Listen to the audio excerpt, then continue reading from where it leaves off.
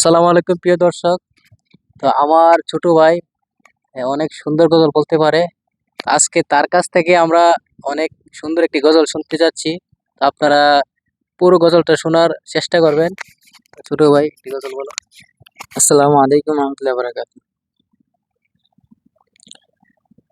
রঙিনী পৃথিবী ছাড়িতে হইবে, রঙিনী পৃথিবী ছাড়িতে হইবে, সাদেরই দেহ মাটিতে খাইবে, সাদেরই দেহ মাটিতে খাইবে, শূন্য হবে জিন্দেগানি রে মন কার লাগিয়া, এত মায়া এত চোখের পানি রে মন কার লাগিয়া, এত মায়া এত চোখের পানি।